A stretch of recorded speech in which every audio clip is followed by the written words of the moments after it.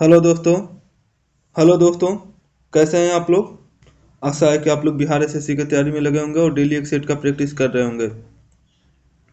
हमारे भी चैनल पे बिहार एसएससी के रिलेटेड एक डेली प्रैक्टिस सेट कराया जा रहा है और बिहार एसएससी में एक बहुत ही महत्वपूर्ण अभिन्न आपको जानकारी देना चाह रहे हैं कि अभिन्न फॉर्म में एडिट का ऑप्शन दे रहा है और डॉक्यूमेंट्स अपलोड का। तो जो लोग का पहले का कुछ गलती रहेगा उसको जाके सुधार करिए।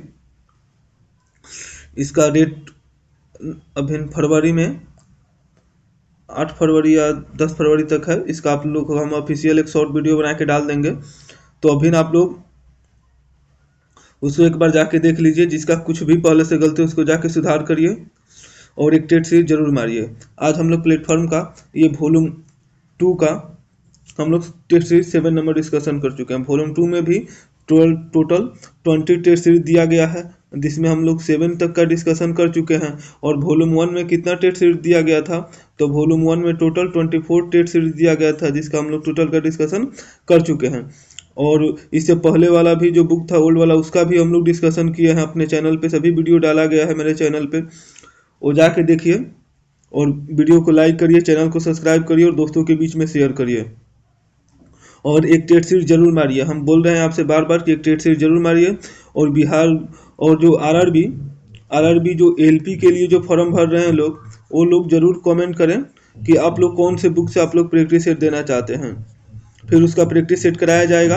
और आप लोग जो भी लोग आरआरबी एलपी का तैयारी कर रहे हैं, वो लोग आप एकदम कंफर्म रहिए कि आपका सीट बढ़ेगा। आप लोग दूसरे के बातों में ध्यान नहीं दीजिए, आप लोग अपने तैयारी में लग जाइए और सेट बनाना स्टार्ट करिए। और जो पहले का पढ़े हैं, इससे क्या होगा, रिवीजन होते रहेगा। और आप लोग अगर चाहते हैं कि किसी स्पेशल टॉपिक पे वीडियो बनाया जाए, उसको आप लोग जरूर कमेंट करिए, वीडियो को लाइक करिए, शेयर करिए और दोस्तों के बीच में शेयर करिए, उनको भी बताइए, उनको भी फायदा होगा।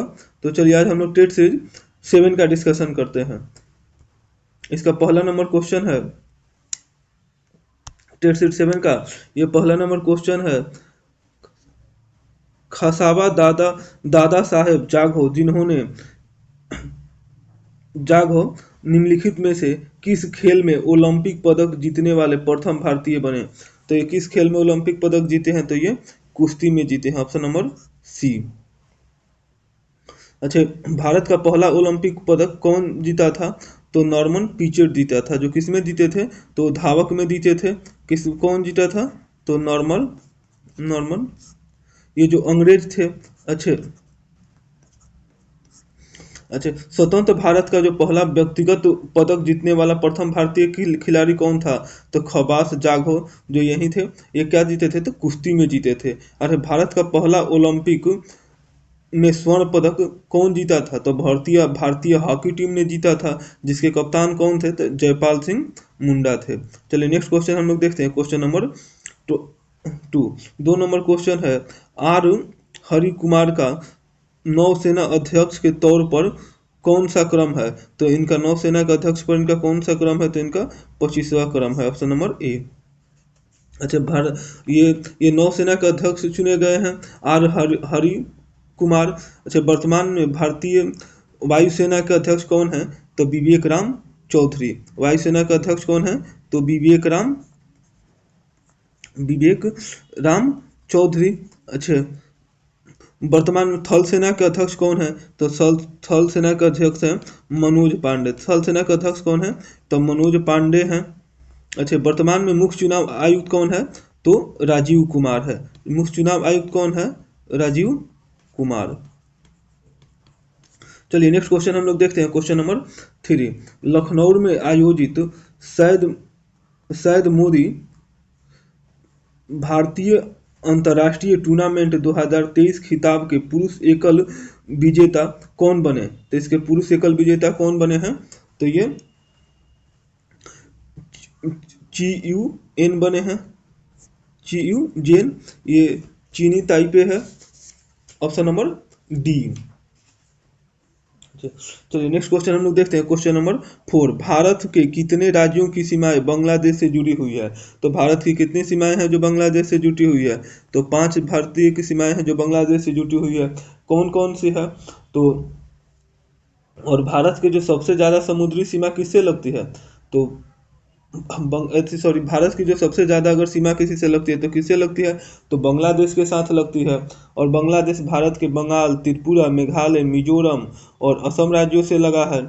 ऐसे भारत के 17 राज्य जो है ना, ये पड़ोसी देशों से जुटे हुए हैं। कितने कितने राज्य हैं? टोटल 17 राज्य हैं जो पड़ोसी देशों से जुटे हुए हैं। और के भारत का उत्तर से दक्षिण तक विस्तार अगर पूछे तो कितना है, तो इसका नॉर्थ से अगर साउथ तक इसका विस्तार पूछे तो कितना है, तो 3,214 किलोमीटर।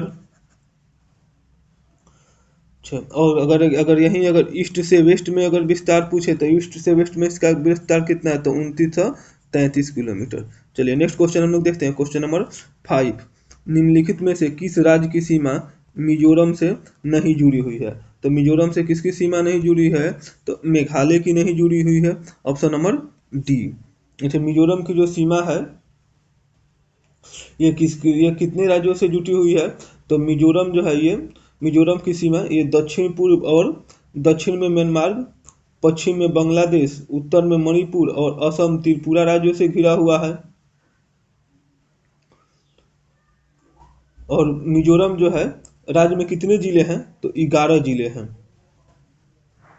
चलिए नेक्स्ट क्वेश्चन हम लोग देखते हैं, क्वेश्चन नंबर 6। गांधी जी को चंपारण की समस्याओं के बारे में किस शहर में सूचित किया गया जब किया गया था और उस जगह का दौरा करने के लिए आमंत्रित किया गया था? तो किस शहर में किया गया था, तो ये लखनऊ में किया गया था, ऑप्शन नंबर ए।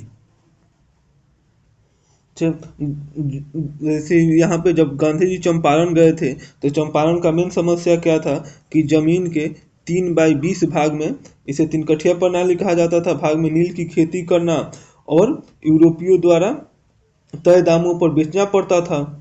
इसका गांधी जी ने क्या किया था, इसका पुरजोर विरोध किया था। इसी का हम लोग क्या करते हैं, चंपारण सत्याग्रह कहते हैं।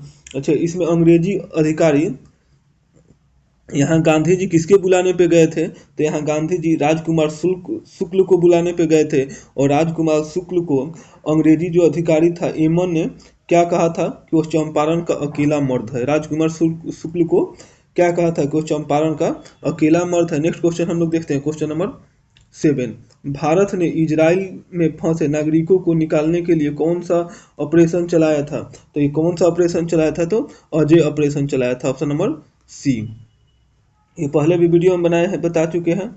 अच्छा, इजराइल जो है ये कब स्वतंत्र हुआ था, तो इजराइल जो 1948 में स्वतंत्र हुआ था। ये कब स्वतंत्र हुआ था, 1948 में स्वतंत्र हुआ था। अच्छा, म्यांमार में चक्रवात मोर्चे से प्रभावित लोगों को मदद करने के लिए भारत सरकार ने कौन सा अभियान चलाया था, तो करुण चलाया था। करुण कहाँ चलाया था, तो म्यांमार में चलाया था। अच्छा, सूडान में चल रहे गृह युद्ध के कारण वहां फंसे भारतीयों को निकालने के लिए कौन सा ऑपरेशन चलाया गया था, तो कावेरी चलाया गया था। कहाँ चलाया था, तो सूडान में चलाया गया था। नेक्स्ट क्वेश्चन हम लोग देखते हैं, क्वेश्चन नंबर 8। भारत का पहला एआई स्कूल कहाँ लॉन्च किया गया? तो भारत का पहला एआई स्कूल है ये केरल में लॉन्च किया गया, ऑप्शन नंबर डी।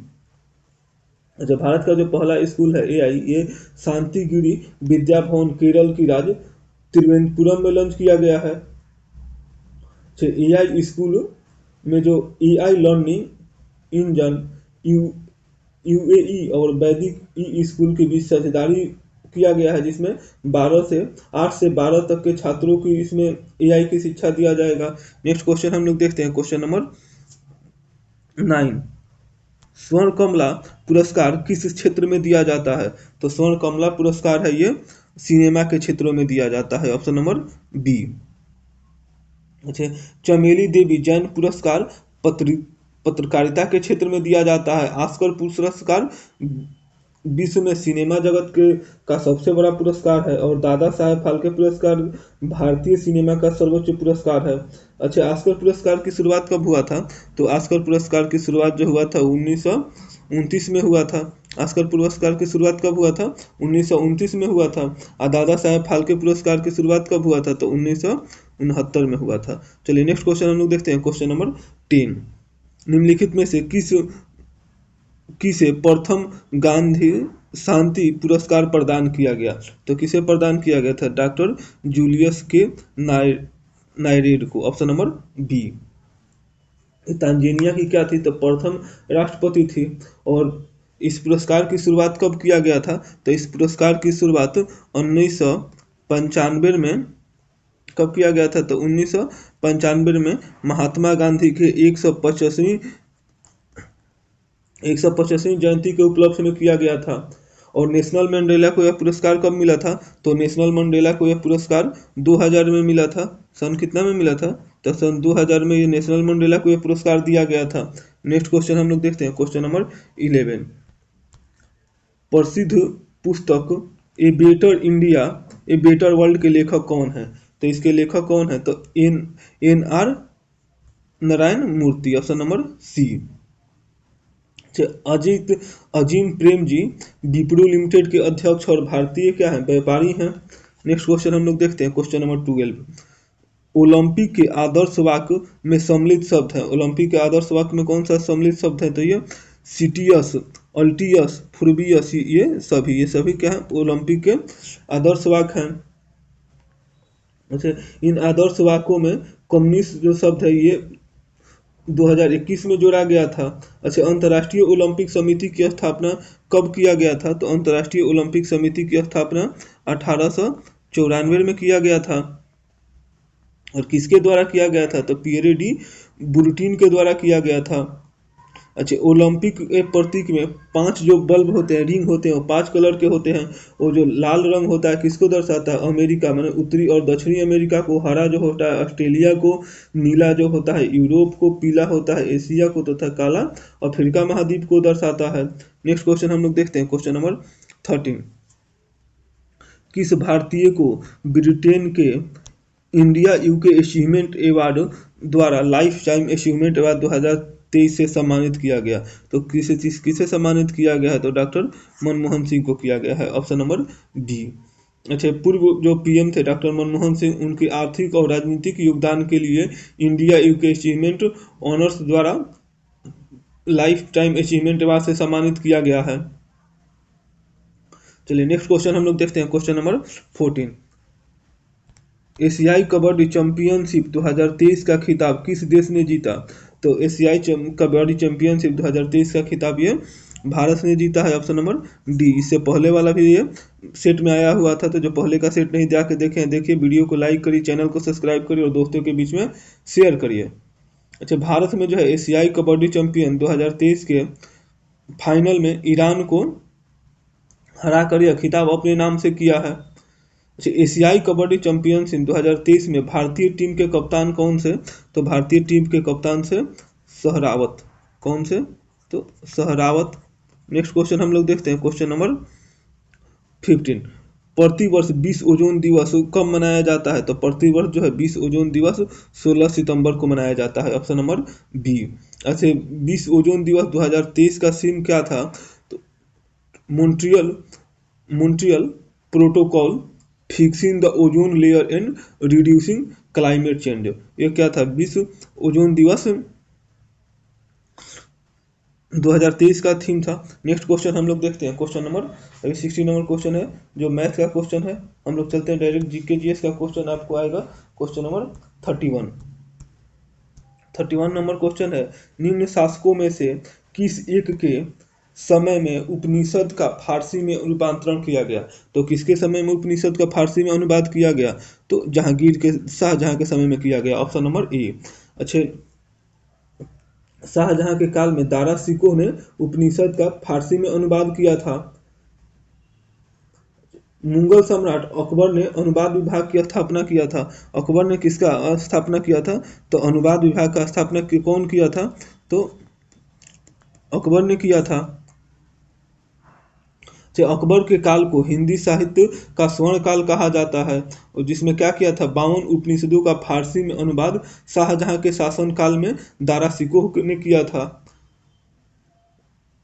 शाहजहां ने दारा सिकोह को शाह ए बुलंद इकबाल की उपाधि दी थी। नेक्स्ट क्वेश्चन हम लोग देखते हैं, क्वेश्चन नंबर 32। निम्नलिखित में से कौन सा सही सुमिलित नहीं है, तो बाबर जो है ये खानवा का युद्ध लड़ा था, सही है। अकबर जो था हल्दी घाटी का युद्ध लड़ा था, सही है। हुमायूं जो है चौसा का युद्ध लड़ा था, सही है। और डी क्या है, जहांगीर जो है ये बल्ख का युद्ध लड़ा था, ये क्या है, गलत है। ये बल्ख का युद्ध कौन लड़ा था, तो शाहजहां ने लड़ा था। बल्ख का युद्ध कौन लड़ा था, तो बल्ख का जो युद्ध है ये शाहजहां ने लड़ा था। अच्छा, बल्ख का युद्ध हुआ कब था, तो बल्ख का युद्ध जो है ये 1664 में हुआ था। कब हुआ था ये, तो ये 1646 में हुआ था। कब हुआ था, तो 1646 में हुआ था। नेक्स्ट क्वेश्चन हम लोग देखते हैं, क्वेश्चन नंबर 33। 1907 में भारतीय राष्ट्रीय कांग्रेस के सूरत अधिवेशन के अध्यक्ष कौन थे, तो 1907 में जो भारत में सूरत का राष्ट्रीय इसके अध्यक्ष कौन थे, तो रास बिहारी घोष थे। और इसी में क्या थे, रास बिहारी घोष थे। और इसी में क्या हुआ था, तो कांग्रेस जो है ये नरम दल और गरम दलों में विभाजित हो गया था। अच्छा, दादा भाई नौरोजी जो थे वर्ष 1986 में कलकत्ता अधिवेशन में, ये दादा भाई नौरोजी अभी तक कितना बार किए हैं, तो दादा भाई नौरोजी जो है ये 3 बार किए हैं। कब कब किए हैं, तो 1886 में, एक बार 1886 में किए हैं। ये अधिवेशन कहाँ, कलकत्ता में हुआ था। एक बार 1893 में किए हैं लाहौर कांग्रेस अधिवेशन, और फिर किए हैं एक बार 1906 में कलकत्ता अधिवेशन। अच्छा, बाल गंगाधर तिलक कांग्रेस का कोई भी अधिवेशन अभी तक किसी भी अधिवेशन के ये अध्यक्ष नहीं रहे थे। गोपाल कृष्ण गोखले जो हैं ये 1905 में जो कांग्रेस का बनारस अधिवेशन की अध्यक्षता किए थे। नेक्स्ट क्वेश्चन हम लोग देखते हैं, क्वेश्चन नंबर 34। अशोक के सबसे बड़े प्रधान शिलालेख कौन था, तो अशोक के जो सबसे बड़ा प्रधान शिलालेख है कौन सा है, तो 13वां शिलालेख है, ऑप्शन नंबर डी। अच्छा, अशोक ने के कलिंग युद्ध का इसमें क्या मिलता है, तो अशोक के कलिंग युद्ध का वर्णन मिलता है। कलिंग युद्ध कब हुआ था, तो कलिंग युद्ध है ये 261 ईसा पूर्व में हुआ था। कब हुआ था, तो 261 ईसा पूर्व में हुआ था। अशोक के अभिलेख सर्वाधिक जो हैं ये ब्राही भाषा में लिखे गए हैं। नेक्स्ट क्वेश्चन हम लोग देखते हैं, क्वेश्चन नंबर 35। निम्नलिखित में से कौन सा लोक या जनजाति नृत्य कर्नाटक से संबंधित है, तो कर्नाटक से कौन सा नृत्य जो है ये संबंधित है, तो ये यक्षगान है, ऑप्शन नंबर ए।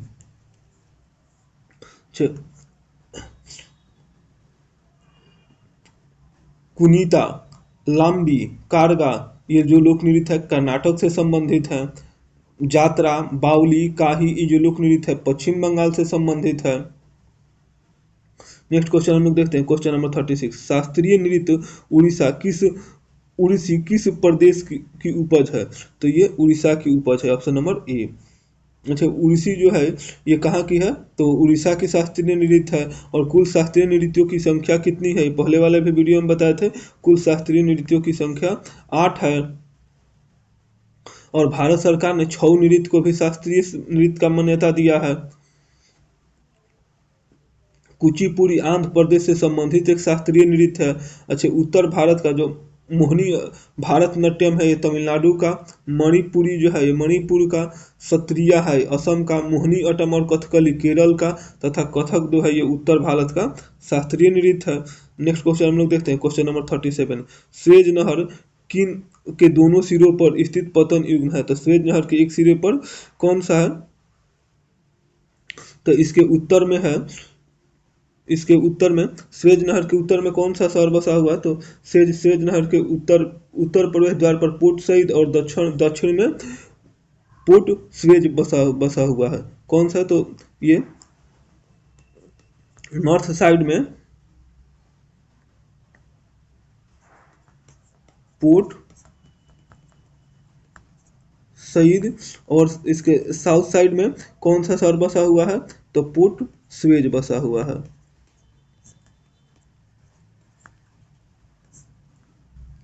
अच्छा, स्वेज नहर का निर्माण कब हुआ था, तो स्वेज नहर का निर्माण जो है 1869 ईस्वी में हुआ था। और स्वेज नहर लाल सागर और भूमध्य सागर को जोड़ता है। और इसकी कुल लंबाई कितनी है, तो इसकी कुल लंबाई 168 किलोमीटर है। नेक्स्ट क्वेश्चन हम लोग देखते हैं, क्वेश्चन नंबर, इसमें कौन सा होगा, तो कि इसके दोनों शहर पर इनमें से कोई नहीं स्थित है, क्योंकि किसी में नहीं दिया, क्योंकि इसके नॉर्थ पोर्ट पे पोर्ट सईद है, इसमें दिया ही नहीं है। और साउथ पे कौन है, तो पोर्ट स्वेज है। तो ये 37 का हो जाएगा option number D. Next question हम लोग देखते हैं, क्वेश्चन नंबर 38। किन दो पर्वत श्रेणियों के मध्य कश्मीर घाटी स्थित है? तो कश्मीर घाटी किसके बीच स्थित है? तो बृहद हिमालय और पीर पंजाल के बीच स्थित है। Option number C. अच्छा, इसकी औसत ऊंचाई कितनी है? तो 1600 मीटर है। और कश्मीर हिमालय केरवा के लिए प्रसिद्ध है, जहां जफराना की खेती की जाती है। बृहद हिमालय में जोजिला, पीर पंजाल में बहिनाल, जास्कर श्रेणी में फोडला और लद्दाख श्रेणी में खुरगला जैसे दर्रे स्थित हैं। नेक्स्ट क्वेश्चन हम लोग देखते हैं, क्वेश्चन नंबर 39। शून्य आधारित बजट की अवधारणा दी। शून्य आधारित जो है बजट की अवधारणा किसने दी थी? तो ये पीटर ए पायर ने दी थी। Option number C. अच्छा, पीटर ए सूत्र आधारित बजट की ये कब दिया था? तो ये 1970 में दिया था। अच्छा, विश्व में सर्वप्रथम जो है अमेरिका में जिमी कार्टर द्वारा शून्य आधारित बजट पेश किया गया था। और भारत में सर्वप्रथम राजीव गांधी के सरकार में शून्य आधारित बजट पेश किया गया, जो प्रथम बार विज्ञान और प्रौद्योगिकी के क्षेत्र में आया था। और 1986 में भारत में शून्य आधारित बजट को क्या किया गया? स्वीकार किया गया था। अच्छा, भारत में जो है प्रथम बजट कब पेश किया गया था? तो भारत में जो है प्रथम बजट है 18 फरवरी 1860 को विल्सन ने पेश किया था। नेक्स्ट क्वेश्चन हम लोग देखते हैं, क्वेश्चन नंबर 14। भारत के विदेशी मुद्रा कोषों का संरक्षण कौन करता है? तो भारत के विदेशी मुद्रा कोषों को संरक्षण है ये रिजर्व बैंक ऑफ इंडिया करता है, आरबीआई करता है। अच्छा, आरबीआई क्या है? भारत का केंद्रीय बैंक है, जिसका मुख्यालय कहाँ स्थित है? तो मुंबई में स्थित है। और इसका मुख्य कार्य क्या है आरबीआई का? यह मुद्रा का निर्गमन करता है, सरकार के बैंकरों के रूप में केंद्र और राज्य सरकारों के बैंक का कार्य करता है, बैंकों के अंतिम ऋणदाता की भूमिका निभाता है, साख नियंत्रण तथा मौद्रिक नीतियों के निर्माण का कार्य करता है। नेक्स्ट क्वेश्चन हम लोग देखते हैं, क्वेश्चन नंबर 41। पशुओं के प्रति क्रूरता की रोकथाम भारत के संविधान की 7वीं अनुसूची में दी गई है। डैश सूची से संबंधित है। तो ये कौन सी सूची से संबंधित है? तो समवर्ती सूची से संबंधित है। Option number D. अच्छा, भारतीय संविधान के भाग 4 में अनुच्छेद 48 में जो है ना कृषि और पशुपालन से संबंधित है। और जो 48 को है, 48 जो को है, ये पर्यावरण और संरक्षण तथा संवर्धन और वन जीवों से की रक्षा से संबंधित है। नेक्स्ट क्वेश्चन हम लोग देखते हैं, क्वेश्चन नंबर 42। पहचाने कि भारत में कृषि के संबंध में निम्नलिखित में से कौन सा कथन सही है? तो कौन सा कथन सही है? तो भारत में रबी की खरीफ फसलें अक्टूबर से दिसंबर तक बोई जाती है और मार्च अप्रैल में काटी जाती है। ये क्या है? सही है। अच्छा, भारत में रबी के दौरान उगाई जाने वाली महत्वपूर्ण फसलें धान, मक्का, चना, सोयाबीन है, ये भी सरसों, ये भी सही है। आंश, अमन और बोरी जो है असम, पश्चिम बंगाल और उड़ीसा में धान की फसलें हैं। तो ये भी क्या है? ये भी सही है। और भारत में जो ये रबी की जो फसल है ना, ये इस दौरान भारत में रबी के दौरान उगाई जाने वाली महत्वपूर्ण फसलें धान नहीं, ये क्या है? ये गलत है। तो ये कौन सा हो जाएगा? ऑप्शन नंबर ए और 3। ऑप्शन नंबर हो जाएगा ए। अच्छा, ये जो धान है, मक्का है, चना है, ये किस प्रकार की खरीफ फसलें हैं? तो ये खरीफ फसलें हैं। ये कैसा फसलें हैं? तो ये खरीफ फसल है। अच्छा, रबी फसल कौन कौन सा है उसका आप लोग कमेंट करिए। नेक्स्ट क्वेश्चन हम लोग देखते हैं, क्वेश्चन नंबर 43। 1917 में महात्मा गांधी ने दमनकारी बगवान व्यवस्था के खिलाफ किसानों की संघर्ष के लिए प्रेरित करने के लिए डैश का दौरा किया था। तो ये किसका दौरा किया था? इससे जस्ट इसी सेट में पहले बताए थे, तो ये चंपारण का दौरा किए थे। Option number C. हाँ जी, ये पहले वाला छोटे में किस अधिवेशन में महात्मा गांधी को बताया था? तो ये 1916 में जो क्या हुआ था, लखनऊ में जो अधिवेशन हुआ था, ये लखनऊ अधिवेशन में राजकुमार शुक्ल ने चंपारण की स्थिति महात्मा गांधी को अवगत कराई थी। अच्छा, अप्रैल 1917 में भारत में सर्वप्रथम महात्मा गांधी ने चंपारण सत्याग्रह का सफल नेतृत्व किया था। तो चौरा चौरी कांड कब हुआ था? तो चौरा चौरी कांड जो है ये 5 फरवरी 1922 को हुआ था। कब हुआ था? तो ये 5 फरवरी 1922 को हुआ था। नेक्स्ट क्वेश्चन हम लोग देखते हैं, क्वेश्चन नंबर 44। स्वतंत्रता संग्राम के दौरान हुई घटनाओं को कालानुक्रम के रूप में व्यवस्थित करें। तो सबसे पहले कौन हुआ था, तो जालियांवाला हत्याकांड कब हुआ था, तो जालियांवाला हत्याकांड 1919 में हुआ था। अच्छा, भारत छोड़ो आंदोलन कब हुआ था, तो भारत छोड़ो जो आंदोलन है 1942 में हुआ था। ध्वज सत्याग्रह कब हुआ था, तो ध्वज सत्याग्रह है 1923 में हुआ था। और असहयोग आंदोलन कब हुआ था, तो 1920 से 1922 में हुआ था। तो सबसे पहले आ जाएगा ऑप्शन नंबर ए, इसके बाद से आ जाएगा ऑप्शन नंबर 4। तो किसमें दिया है, तो ये बी नंबर में दिया हुआ है। अच्छा, झंडा सत्याग्रह है 1923 में, ये नागपुर में चलाया गया था, जिसे नागपुर झंडा सत्याग्रह के नाम से भी जाना जाता है। ये कहाँ चलाया गया था, तो ये नागपुर में चलाया गया था। नेक्स्ट क्वेश्चन हम लोग देखते हैं, क्वेश्चन नंबर 45। भारत में खरीफ की बुआई किस माह में होती है, तो भारत में जो खरीफ की बुआई है ये जून और जुलाई माह में होती है, ऑप्शन नंबर सी। अच्छा, भारत में और इसकी कटाई कब होती है, तो अक्टूबर और नवंबर में होती है। और खरीफ फसलें के बोते समय अधिक तापमान और अधिक आर्द्रता की ज़रूरत होती है। और इन फसलों के जो पकते समय है वो शुष्क वातावरण की आवश्यकता होती है। और खरीफ फसलों के अभिन्न अभिन्न बताए थे, इसमें कौन कौन से आते हैं, तो धान आता है, मक्का आता है, ज्वार आता है, मूंग आता है और मूंगफली आता है। नेक्स्ट क्वेश्चन हम लोग देखते हैं, क्वेश्चन नंबर 61। अब ये क्वेश्चन जो है ये जीके जीएस के, इसको हम छोड़ के डायरेक्ट आते हैं क्वेश्चन नंबर 61 में।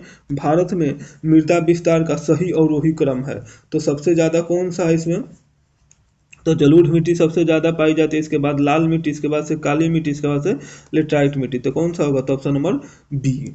अच्छे, जो जलोढ़ मिट्टी है उत्तर भारत, उत्तरी मैदान और नदी घाटियों के विस्तार भागों में पाई जाती है। जलोढ़ मिट्टी में पोटास और चूना का क्या रहता है, प्रचुर मात्रा रहता है। और लाल मिट्टी में नाइट्रोजन, फास्फोरस और ह्यूमस की कमी होती है। और लाल मिट्टी मुख्यतः किधर पाई जाती है, तो तमिलनाडु में, कर्नाटक में, महाराष्ट्र में, उड़ीसा में और पूर्वी मध्य प्रदेश के कुछ बुलंदखंड के भागों में पाई जाती है। चलिए नेक्स्ट क्वेश्चन हम लोग देखते हैं, क्वेश्चन नंबर 62। निम्नलिखित में से किस वर्ष फजल अली आयोग ने अपनी रिपोर्ट प्रस्तुत की थी, तो किस वर्ष प्रस्तुत की थी, तो 1955 में की थी, ऑप्शन नंबर ए। अच्छा, भाषा के आधार पर आंध्र प्रदेश के निर्माण होने से अन्य क्षेत्रों में भी क्या होने लगा, कि भाषा के आधार पर राज्यों का मांग उठने लगा। इस संदर्भ में भारत सरकार ने दिसंबर 1953 में 3 सदस्यीय राज्य पुनर्गठन आयोग की स्थापना की थी। इनकी कब स्थापना की थी, तो 1953 में की थी। और इसके जो अध्यक्ष है कौन थे, तो अफजल फली थे। और इन्हीं के नाम पर इस आयोग का नाम क्या पड़ा, तो फजल आयोग पड़ा था। और ये अपना रिपोर्ट कब प्रस्तुत किए थे, तो 1955 में किए थे। नेक्स्ट क्वेश्चन हम लोग देखते हैं, क्वेश्चन नंबर 63। चुनावों के दौरान राजनीतिक दलों और उम्मीदवारों द्वारा अनुपालन किए जाने वाली आचार संहिता है, तो ये कैसी आचार संहिता है, तो ये लोक प्रतिनिधि अधिनियम 1951 में वशिष्ठ आचार संहिता है, ऑप्शन नंबर डी। अच्छा, लोक प्रतिनिधि अधिनियम चुनाव विषयों से संबंधित, इसमें भ्रष्टाचार से लिपित, धर्म के आधार पर वोट मांगने, लोगों में धर्म, जाति, भाषा आदि के आधार पर विभेद बढ़ाने वाले संसद के सदस्यों और राज्य विधानसभा सदस्यों को आयोग घोषित करने की व्यवस्था करता है। नेक्स्ट क्वेश्चन हम लोग देखते हैं, क्वेश्चन नंबर 64। भारतीय संविधान के किस भाग में कल्याणकारी राज्य का विचारधारा है, तो किसमें है, तो राज्य के नीति निर्देशक तत्व में है, ऑप्शन नंबर बी। अच्छा, भारतीय संविधान के अनुच्छेद 36 से 51 तक किसके बारे में दिया गया है, तो राज्य के नीति निर्देशक तत्व के बारे में दिया गया है। भारतीय संविधान में जो नीति निर्देशक तत्व है ये कहाँ से लिया गया है, तो ये आयरलैंड से लिया गया है। जबकि आयरलैंड के संविधान में इसे कहाँ से लिया गया है, तो आयरलैंड के संविधान में इसे स्पेन से लिया गया है। अच्छा, डॉक्टर भीमराव अंबेडकर ने मूल अधिकारों के साथ साथ नीति निर्देशक तत्वों को संविधान का आत्मा एवं दर्शन कहा था। नेक्स्ट क्वेश्चन हम लोग देखते हैं, क्वेश्चन नंबर 165। पहली बार पाकिस्तान शब्द का प्रयोग किसने किया था, तो पहली बार पाकिस्तान शब्द का प्रयोग जो है चौधरी रहमत अली ने किया था, ऑप्शन नंबर डी। अच्छा, पाकिस्तान शब्द का प्रयोग सबसे पहले इन्होंने कब किया था, तो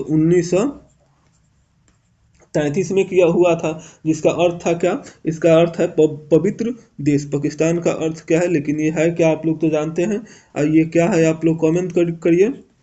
इसका इन्होंने क्या इसका अर्थ बताया था? पवित्र देश। अच्छा, जिसमें ये बताए थे कि पंजाब से पाकिस्तान पी को लिए था, अफगानिस्तान से ए को लिए से, कश्मीर से के को लिए से, सिंध से एस को लिए से और बलूचिस्तान से टीएन को लिए थे, जिससे पाकिस्तान बना था। मुसलमानों को जो है अंग्रेजी शिक्षा और आधुनिकीकरण की ओर जाने का श्रेय किसे जाता है? तो सैयद अहमद खान को जाता है। नेक्स्ट क्वेश्चन हम लोग देखते हैं, क्वेश्चन नंबर 66। भूटान की आधिकारिक भाषा क्या है? ये पहले भी कई बार सेट में आ चुका है। भूटान की आधिकारिक जो भाषा ये जोनगखा है, ऑप्शन नंबर ए। अच्छा, भूटान का राष्ट्रीय खेल क्या है? तो भूटान का जो राष्ट्रीय खेल है ये तीरंदाजी है। यहाँ का राष्ट्रीय खेल क्या है? तो तीरंदाजी है। तीरंदाजी यहाँ का क्या है? तो राष्ट्रीय खेल है। भूटान जो वर्ष 2008 में भूटान के लोकतांत्रिक यहाँ संवैधानिक राजतंत्र है। नेक्स्ट क्वेश्चन हम लोग देखते हैं, क्वेश्चन नंबर 67। निम्नलिखित में से कौन सा सही सुमेलित नहीं है? यूक्रेन जो है ये कीवी, ये सही सुमेलित है। फिनलैंड जो है ये हेलिकिन्स, ये भी सही सुमेलित है। इथोपिया जो है ये लुसाका, ये क्या है? गलत है। इथोपिया की राजधानी कहाँ है? तो इथोपिया की जो राजधानी है ये अबाबा है। कहाँ है इसकी राजधानी? अबाबा है। बोलिविया की राजधानी कहाँ है? तो लापाजा है। ये भी सही है। तो इसमें गलत कौन सा था? इपोसिया सही सुमेलित नहीं है, तो कौन सा हो जाएगा? Option number C. ऐसे इथोपिया को हॉर्न ऑफ अफ्रीका जो है अफ्रीका के पूर्वी भागों को कहा जाता है, जिसमें इथोपिया, सोमालिया, जिबूती, इट्रिया नामक देश आते हैं। नेक्स्ट क्वेश्चन हम लोग देखते हैं, क्वेश्चन नंबर 68। सूची 1 को सूची 2 से सुमेलित कीजिए। तो सिंधु लिपि जो है ये कैसी दोस्तों? तो सिंधु लिपि जो है ये हड़प्पा लिपि है, ये का हो जाएगा 4। अच्छा, मलयालम लिपि है, ये कैसी लिपि है? तो ये करौली लिपि है, ऑप्शन नंबर 3। तेलुगु और कन्नड़ लिपि है, ये कैसी लिपि है? तो आंध्र लिपि है, ऑप्शन नंबर 2। और मैथिली लिपि कौन है? तो मैथिली लिपि तिरहुत लिपि है। तो ये 4 3 2 1 हो जाएगा। किसमें दिया था? Option number A. अच्छा, मलयालम लिपि का जो उद्भव है ग्रंथ लिपि से हुआ है, और यह केरल में बोली जाने वाली मलयालम लिपि से भाषा से लिया हुआ है। मलयालम लिपि को करौली लिपि के नाम से जाना जाता है। चलिए नेक्स्ट क्वेश्चन हम लोग देखते हैं, क्वेश्चन नंबर 69। अहमानाम भारत का प्रथम डिजिटल पंचायती वार्ड है, यह किस राज्य में स्थित है? तो ये केरल में स्थित है, ऑप्शन नंबर ए। यह वार्ड जो है केरल के कोटायम जिले में स्थित है। नेक्स्ट क्वेश्चन हम लोग देखते हैं, क्वेश्चन नंबर 70। भारत में पंचायती राज व्यवस्था को शिल्पी किसे माना जाता है? तो इसे किसे माना जाता है? तो बलवंत राय मेहता को माना जाता है, ऑप्शन नंबर सी। इस समय जो पंचायती राज पंचायती जो है ये किस सूची का विषय है? तो पंचायती राज जो है ये राज्य सूची का विषय है। भारत में पंचायती राज अधिनियम कब पारित हुआ था? तो भारत में पंचायती राज अधिनियम 2006 में पारित हुआ था। और बलवंत राय मेहता है जो है ये त्रिस्तरीय पंचायत समिति की सिफारिश की थी। नेक्स्ट क्वेश्चन हम लोग देखते हैं, क्वेश्चन नंबर 71। जीवन की भौतिकी गुणवत्ता सूचकांक किसके द्वारा विकसित होती है? तो ये मॉरिस के द्वारा विकसित होती है, ऑप्शन नंबर ए। अच्छा, भारत में जो है भौतिकी और इसमें 3 मूलभूत आवश्यकताओं को मिलाकर जीवन के भौतिकी गुणवत्ता सूचकांक तैयार किया जाता है। कौन कौन सा? तो जीवन प्रत्याशा, शिशु मृत्यु दर और साक्षरता। नेक्स्ट क्वेश्चन हम लोग देखते हैं, क्वेश्चन नंबर 72। सामुदायिक विकास कार्यक्रम का क्या उद्देश्य है? तो सामुदायिक विकास कार्यक्रम का उद्देश्य क्या है?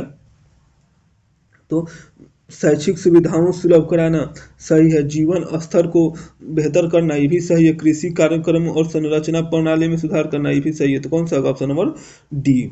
अच्छा, भारत में जो है सामुदायिक विकास कार्यक्रम जो प्रायोगिक स्तर पर 2 अक्टूबर 1952 में शुरू किया गया था। ये कब शुरू किया गया था? तो ये 2 अक्टूबर 1952 1952 में शुरू किया गया था। देश में कृषि कार्यक्रम और संचार की प्रणाली में सुधार के साथ साथ ग्रामीण स्वास्थ्य सेवा और शिक्षा में पर्याप्त वृद्धि के उद्देश्य से क्या किया गया था, तो सामुदायिक शिक्षा कार्यक्रम को शुरू किया गया था। नेक्स्ट क्वेश्चन हम लोग देखते हैं, क्वेश्चन नंबर 73। राष्ट्रीय विकास परिषद, राष्ट्रीय विकास परिषद क्या करती है, राष्ट्रीय योजनाओं की समीक्षा करती है। Option number C. अच्छा, राष्ट्रीय विकास परिषद की स्थापना कब हुआ था, तो इसकी स्थापना हुआ था 6 अगस्त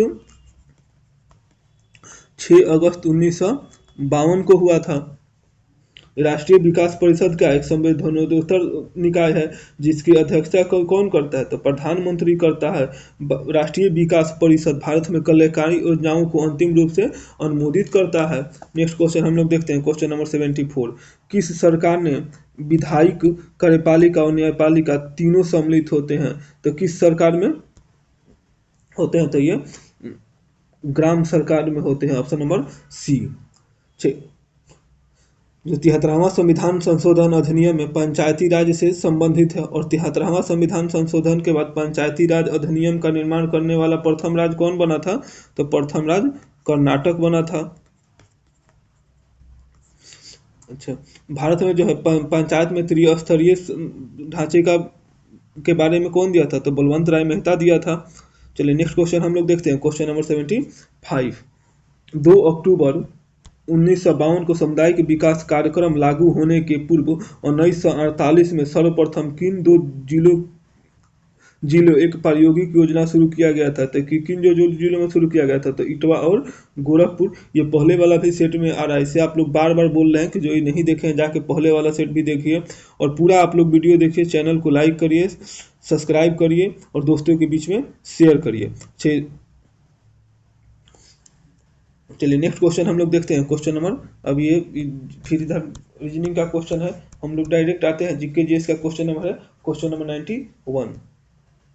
निम्नलिखित में से किस देश की सीमा स्थल भारत से नहीं जुटी हुई है, तो कौन सी देश की सीमा स्थल भारत से नहीं जुटी है, तो श्रीलंका की ये जो सीमा स्थल है ये स्थल से भारत से नहीं जुटी है। ये किससे जुटी हुई, तो ये जल से जुटी हुई है।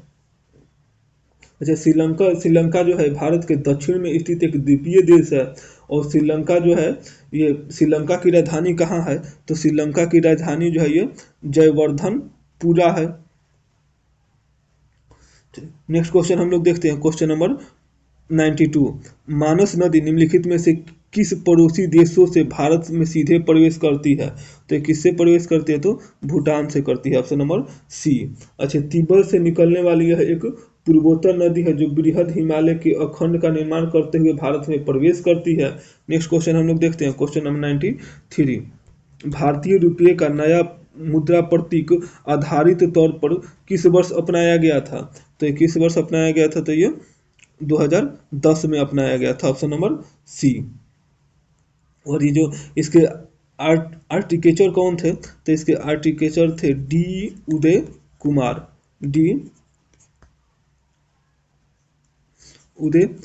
इसके क्या थे, आर्टिकेचर थे। और रुपये के डिजाइन है ये देवनागरी लिपि के रॉ और लैटिन लिपि के कैपिटल अक्षर आर से हुआ है। नेक्स्ट क्वेश्चन हम लोग देखते हैं, क्वेश्चन नंबर 94। संस्कृति और शिक्षा का आधारित वर्णन है, तो किस अनुच्छेद में संस्कृति और शिक्षा का आधारित वर्णन है, तो अनुच्छेद 29 और 30 में है। Option number B. अच्छा, संविधान के भाग 3 में 12 से 35 तक मौलिक अधिकारों के बारे में दिया गया है। मौलिक अधिकारों के बारे में कहाँ से दिया गया है, तो 12 से 35 तक दिया गया है। कौन से भाग में दिया गया है, तो भाग 3 में दिया गया है। मौलिक अधिकार कहाँ से लिया गया है, तो ये अमेरिका के संविधान से लिया गया है। अच्छा, अनुच्छेद 19 के तहत अल्पसंख्यक समुदाय के लोगों को अपनी बोली, भाषा, लिपि और संस्कृति को सुरक्षित रखने का अधिकार है। और अनुच्छेद 30 के तहत सभी अल्पसंख्यक वर्गों को अपनी रुचि के शिक्षण संस्थाओं की स्थापना करने और उनके प्रशासन और संचालन का अधिकार देता है। नेक्स्ट क्वेश्चन हम लोग देखते हैं, क्वेश्चन नंबर 95।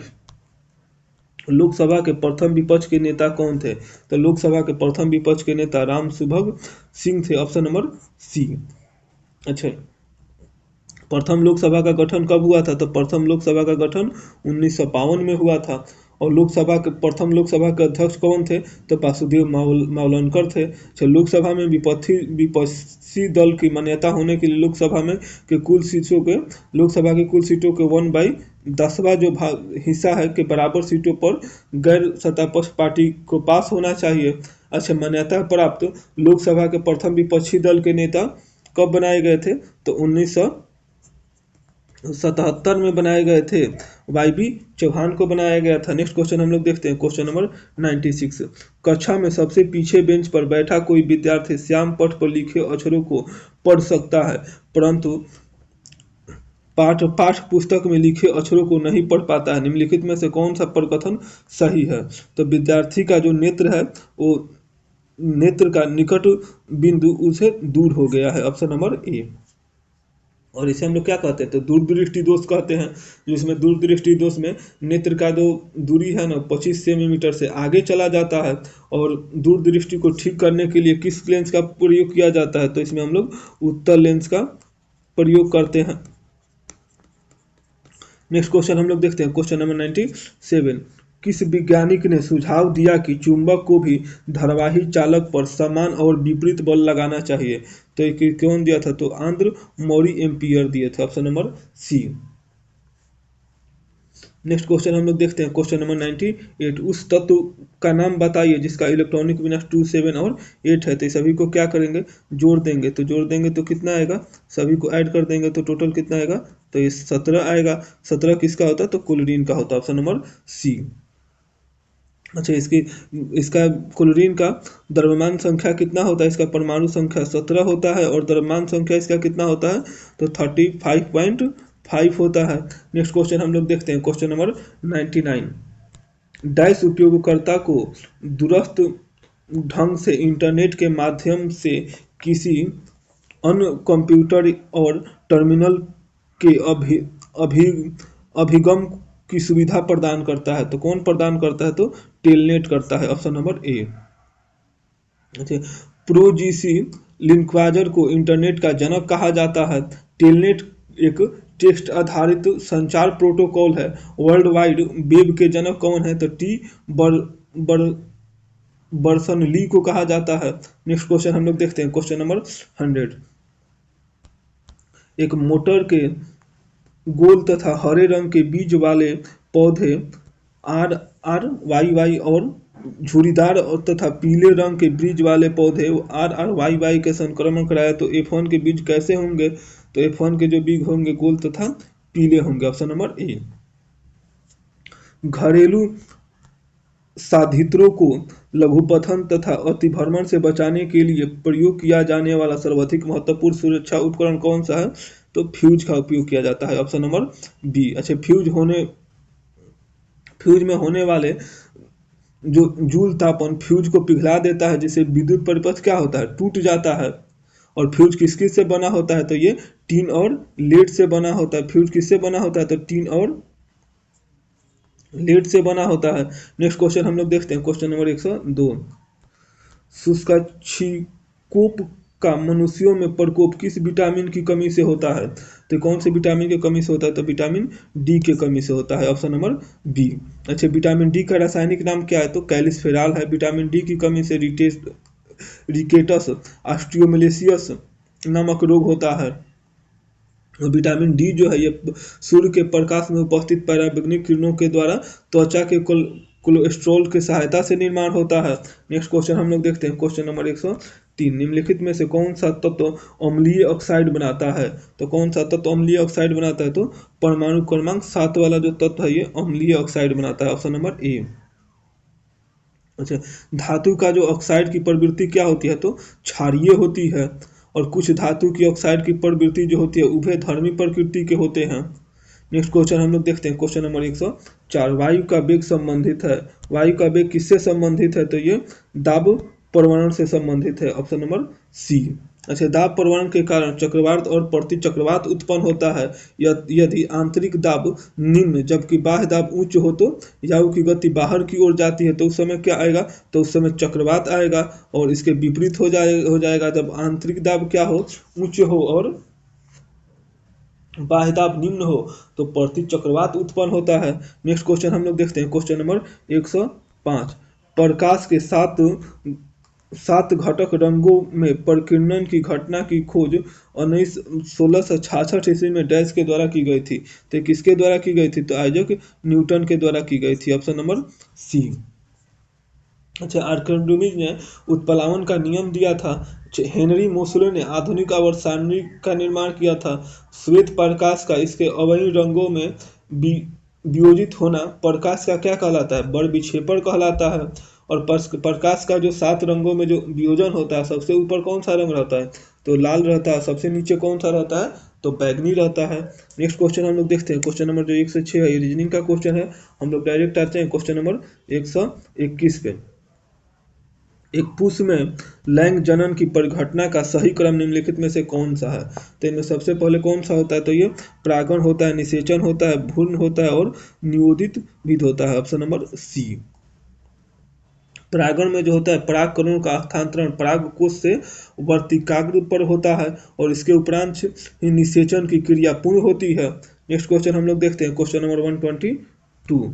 निम्नलिखित में से कौन सा विद्युत का कुचालक होता है? तो विद्युत का कुचालक कौन सा होता है? तो प्लास्टिक जो होता है वो विद्युत का कुचालक होता है। और चांदी जो होता है वो विद्युत का क्या होता है? सबसे अच्छा चालक होता है। और विद्युत धारा का एसआई मात्रक क्या होता है? तो विद्युत धारा का एसआई मात्रक एम्पियर होता है। नेक्स्ट क्वेश्चन हम लोग देखते हैं, क्वेश्चन नंबर 123। दलहन एवं धान के खेतों में कौन सी गैस उत्सर्जित होती है? तो इसमें मीथेन गैस उत्सर्जित होती है, ऑप्शन नंबर बी। और मीथेन गैस को ही हम लोग किस नाम से जानते हैं? तो मीथेन गैस को हम लोग मार्स गैस के नाम से जानते हैं। और मीथेन जो है ये किस श्रेणी का है?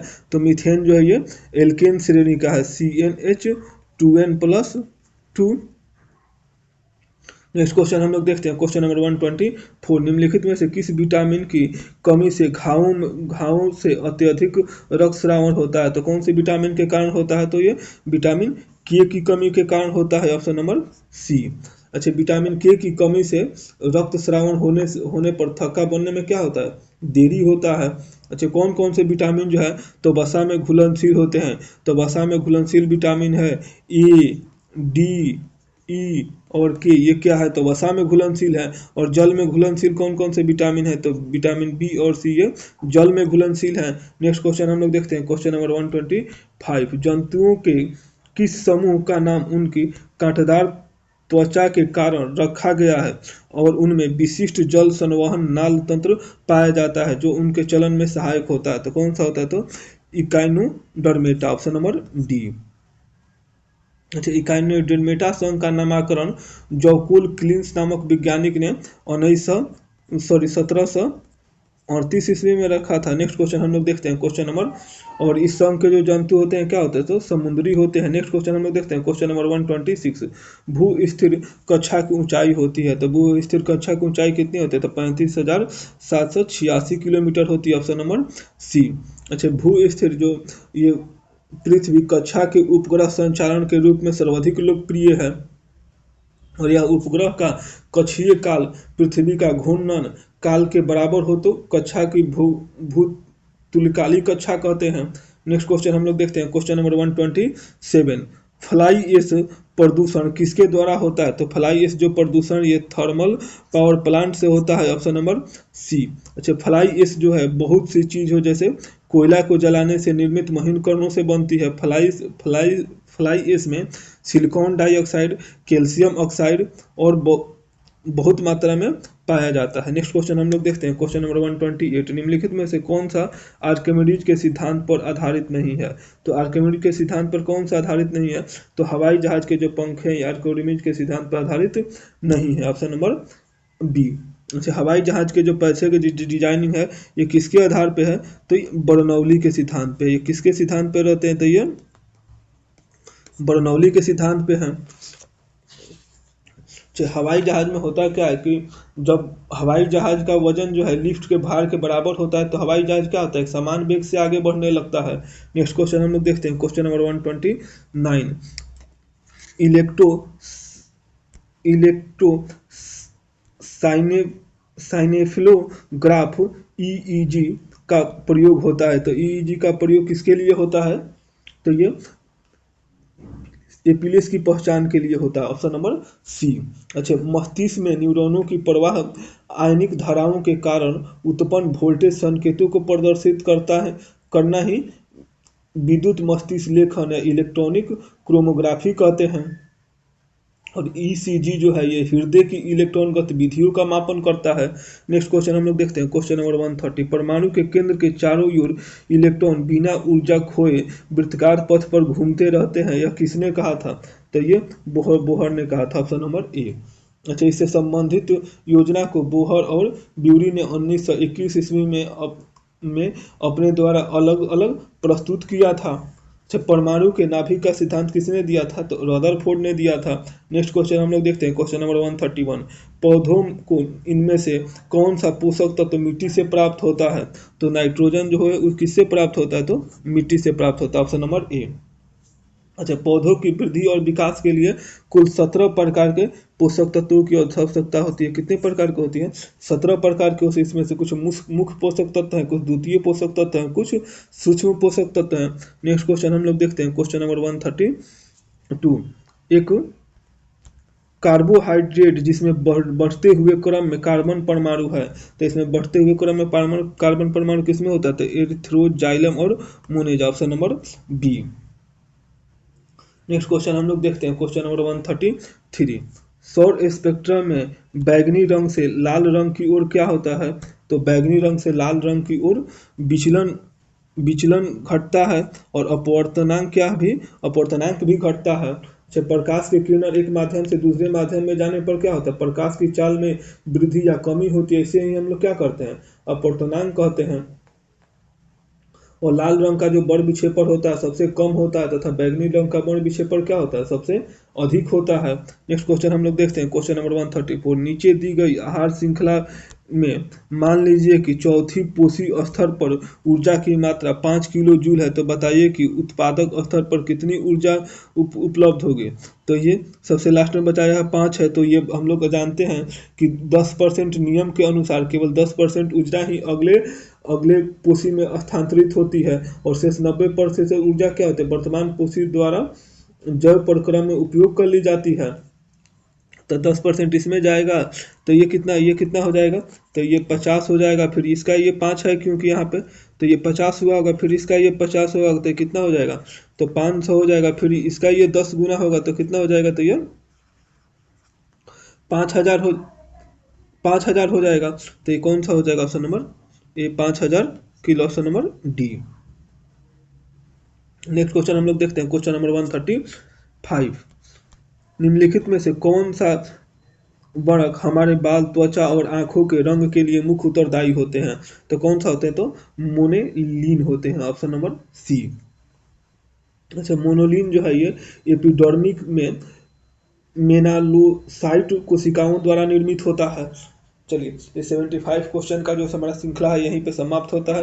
वीडियो अच्छा लगे तो लाइक करिए, चैनल को सब्सक्राइब करिए और दोस्तों के बीच में शेयर करिए, और कमेंट जरूर करिए, और बताइए कि आप लोग किस बुक से आप लोग आरआरबी एलपी का टेस्ट सीरीज देना चाहते हैं। उसका भी हम लोग ज़्यादा से ज़्यादा कोशिश करें, उसका जल्दी से जल्दी भी उसका भी आरआरबी एलपी का भी सेट प्रैक्टिस कराया जाए। तो इसको आप लोग जरूर कमेंट करिए, वीडियो को लाइक करिए, चैनल को सब्सक्राइब करिए और दोस्तों के बीच में शेयर करिए। Thank you for watching video, please like and subscribe.